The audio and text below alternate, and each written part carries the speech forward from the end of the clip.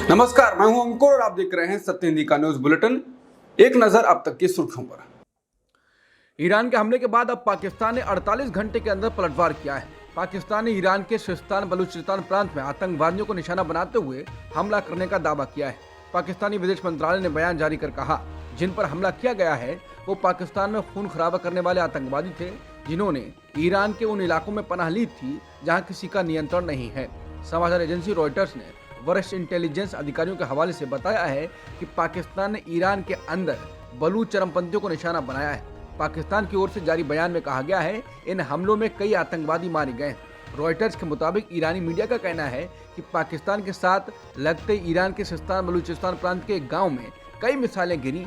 यहाँ 3 महिलाओं और 4 बच्चों की मौत हुई है और ये ईरानी नागरिक नहीं थे। बता दें, इससे पहले ईरान ने मंगलवार को कहा था कि उसने पाकिस्तान के अंदर इजराइल से जुड़े आतंकवादियों को निशाना बनाया था, जिसके बाद पाकिस्तान ने चेतावनी दी थी कि इसके गंभीर नतीजे होंगे और उनके लिए ईरान जिम्मेदार होगा। पाकिस्तान के बलूचिस्तान में ईरान के हमलों पर भारत की ओर से भी प्रतिक्रिया आई है। भारतीय विदेश मंत्रालय के प्रवक्ता रणधीर जायसवाल ने सोशल मीडिया प्लेटफॉर्म एक्स पर भारत का रुख स्पष्ट किया है। उन्होंने लिखा है, ये ईरान और पाकिस्तान का आपसी मामला है। जहां तक भारत की बात है, आतंकवाद को लेकर हमारी नीति जीरो टॉलरेंस की है। हम मानते हैं कि देश आत्मरक्षा में इस तरह के कदम उठा सकते हैं। अमेरिका ने पाकिस्तान के बलूचिस्तान में ईरान के हमलों की निंदा करते हुए कहा है कि पिछले कुछ दिनों में इस देश ने अपने 3 पड़ोसी देशों की सीमाओं का उल्लंघन किया है।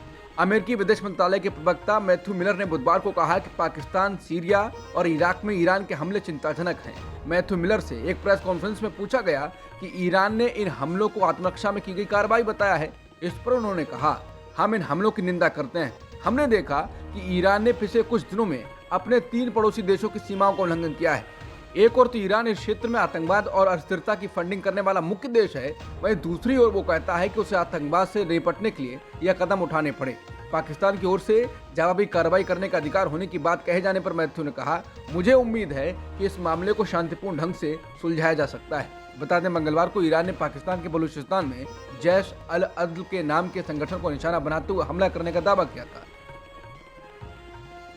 पाकिस्तान और ईरान के बीच बढ़ रहे तनाव पर चीन ने भी प्रतिक्रिया दी है। चीन के विदेश मंत्रालय के प्रवक्ता माओ निंग ने कहा कि दोनों देशों को अंतर्राष्ट्रीय संबंधों पर संयुक्त राष्ट्र के चार्टर के सिद्धांतों के अनुरूप आपसी रिश्तों को निभाना चाहिए। उन्होंने कहा, ईरान और पाकिस्तान करीबी पड़ोसी और बड़े इस्लामिक देश हैं। हम दोनों पक्षों से संयम बरतने, तनाव बढ़ाने वाले कदम न उठाने और मिलकर इस क्षेत्र को शांति और स्थिर बनाए जाने की अपील करते हैं। ईरान के हमले पर आतंकवादी समूह जैश अल अदल का भी बयान आया है। जैश अल अदल ने टेलीग्राम चैनल अदल मीडिया पर कहा, ईरान रेवोल्यूशनरी गार्ड्स ने संगठन के कुछ सदस्यों के घरों को निशाना बनाया। इस हमले में कम से कम 6 आत्मघाती ड्रोन और कई मिसाइलों का इस्तेमाल किया गया।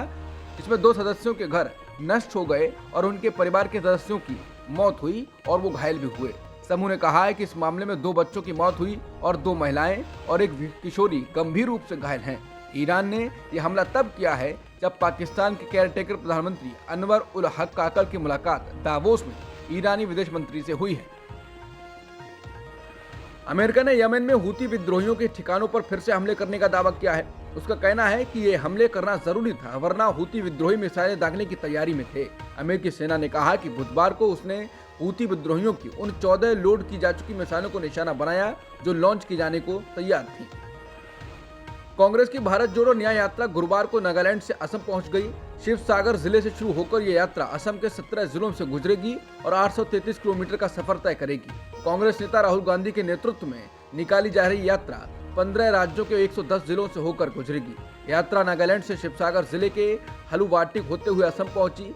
बता दें, भारत जोड़ो न्याय यात्रा के कारण असम के मुख्यमंत्री हेमंत बिस्वा शर्मा ने 18 जनवरी और 19 फरवरी को जोरहाट और ढेरगांव में अपने कार्यक्रम रद्द कर दिए हैं। वहीं आगामी लोकसभा चुनाव से पहले शुरू हुई भारत जोड़ो न्याय यात्रा में असम पर खास फोकस है।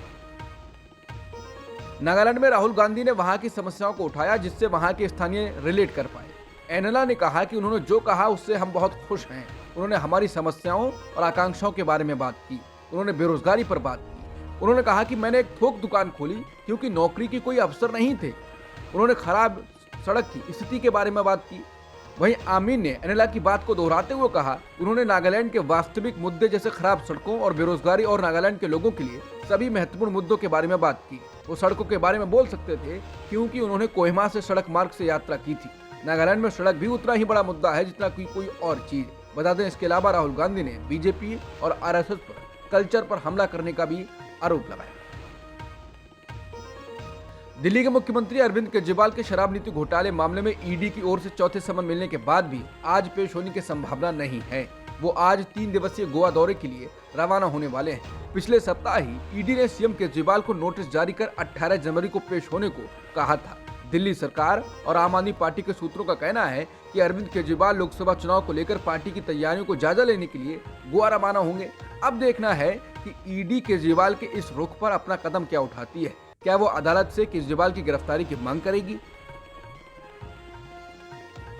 चंडीगढ़ में आज होने वाला मेयर चुनाव फिलहाल टल गया है। चुनाव अधिकारी के बीमार होने की वजह से चुनाव टल गया। आप नेता राघव चड्ढा ने कहा कि हमारी जीत होते देख बीजेपी तिलमिला गई है, हम फिलहाल कोर्ट जा रहे हैं। आप सांसद राघव चड्ढा ने चंडीगढ़ मेयर चुनाव पर कहा, हम आज भी चुनाव प्रशासन से यही विनती करेंगे कि अगर एक पीठासीन अधिकारी बीमार हुआ है तो दूसरा पीठासीन अधिकारी नियुक्त किया जाए। चुनाव आज निर्धारित थे। भाजपा पहले चुनाव सचिव को बीमार करती है, फिर पीठासीन अधिकारी को बीमार करती है और फिर चुनाव रद्द करती है। ये साफ दिखाता है कि कायर भाजपा इंडिया गठबंधन से डर चुकी है। हरियाणा में कांग्रेस के नेता अपनी डफली अपना राग अलाप रहे हैं। एक और जहां पूर्व मुख्यमंत्री भूपेंद्र सिंह हुड्डा घर घर कांग्रेस निकाल रहे हैं, तो उसका मुकाबला करने के लिए विरोधी खेमे ने भी कांग्रेस संदेश यात्रा शुरू कर दिया है। हुड्डा के विरोधी खेमे में रणदीप सुरजेवाला, कुमारी शैलजा और किरण चौधरी जैसे नेता हैं। उनका अपना अभियान इस सप्ताह की शुरुआत में जींद में शुरू किया गया। कांग्रेस संदेश यात्रा का शैलजा, रणदीप और किरण गुट की तरफ से जो पोस्टर जारी किया गया है, उसमें पूर्व मुख्यमंत्री भूपेंद्र सिंह हुड्डा, प्रदेश कांग्रेस अध्यक्ष चौधरी उदय भान का फोटो गायब है। इससे एक बार फिर गुटबाजी को हवा मिलती हुई दिख रही है। बता दें, हरियाणा में लोकसभा के साथ साथ इस साल विधानसभा चुनाव भी होने हैं। ऐसे में प्रदेश कांग्रेस के नेताओं को गुटबाजी भारी पड़ सकती है। कांग्रेस को पहले भी चुनावों में गुटबाजी की वजह से नुकसान झेलना पड़ा था। बिल्किस बानो मामले में 11 दोषियों में से 3 ने सुप्रीम कोर्ट का रुख किया है। तीनों दोषियों ने जेल अधिकारियों के सामने सरेंडर करने के लिए समय बढ़ाने की मांग करते हुए सुप्रीम कोर्ट का दरवाजा खटखटाया है। दोषियों के वकील द्वारा तत्काल सुनवाई के लिए उनकी याचिका का उल्लेख करने के बाद सुप्रीम कोर्ट उनकी याचिका को सूचीबद्ध करने पर सहमत हुआ, क्योंकि आत्मसमर्पण करने का समय 21 जनवरी को समाप्त हो रहा है। कोर्ट से गोविंद नाई ने 4 सप्ताह, जबकि मितेश भट्ट और रमेश चांदा ने 6 सप्ताह की मोहलत मांगी है। इन दोषियों ने व्यक्तिगत कारणों का हवाला दिया है। रामलला की मूर्ति को राम मंदिर के गर्भगृह में स्थापित कर दिया गया है। 22 जनवरी को अयोध्या राम मंदिर में भगवान राम की प्रतिष्ठा होगी। इसके अलावा प्रधानमंत्री मोदी ने श्री राम जन्मभूमि मंदिर पर स्मारक डाक टिकट और दुनिया भर में भगवान राम पर जारी टिकटों की एक पुस्तक जारी की है। डिजाइन के घटकों में राम मंदिर, चौपाई, मंगल भवन, अमंगल हारी, सूर्य, सरयू नदी और मंदिर के आसपास की मूर्तियां शामिल हैं। मायावती के भतीजे और बसपा नेता आकाश आनंद ने बीजेपी और कांग्रेस पर साजिश करने का आरोप लगाया है। आकाश आनंद ने सोशल मीडिया पर लिखा, लोकसभा चुनाव को लेकर बीजेपी, कांग्रेस, बसपा और बहन जी के खिलाफ बड़ी साजिश कर रहे हैं। पहली साजिश हमारे मूवमेंट को खत्म करने के लिए मनुवादी मीडिया और सोशल मीडिया के जरिए ऐसा माहौल बनाया जा रहा है कि बसपा कांग्रेस को समर्थन दे दे। लेकिन आप सभी जानते हैं कि बहन जी किसी के दबाव में नहीं आती। उनका एकमात्र उद्देश्य दलित समाज को राजनीतिक ताकत बनाना है। आकाश आनंद ने लिखा, दूसरी साजिश कुछ चमचे नेताओं द्वारा फैलाई जा रही है कि बहन जी संन्यास ले रही हैं ताकि बहुजन आंदोलन के प्रति लोगों को भ्रमित किया जा सके। वो लिखते हैं, 2024 का लोकसभा चुनाव अकेले लड़ने का ऐलान कर बहन जी ने मनुवादी, पूंजीवादी साजिशों को जवाब दे दिया है। बसपा न कांग्रेस का एजेंडा कामयाब होने देगी और न देश को बीजेपी के फ्री राशन और धर्म की चाशनी का गुलाम बनने देगी। कर्नाटक के पूर्व मुख्यमंत्री और जेडीएस के प्रदेश अध्यक्ष एचडी कुमारस्वामी ने नई दिल्ली में केंद्रीय गृह मंत्री अमित शाह और बीजेपी के अध्यक्ष जेपी नड्डा के साथ एक महत्वपूर्ण बैठक की। मीटिंग के बाद कुमारस्वामी ने एक बयान में कहा, गृह मंत्री और नड्डा ने जेडीएस नेताओं के साथ राज्य की राजनीति, सीट बंटवारे और गठबंधन के मुद्दे पर 45 मिनट से अधिक समय तक चर्चा की।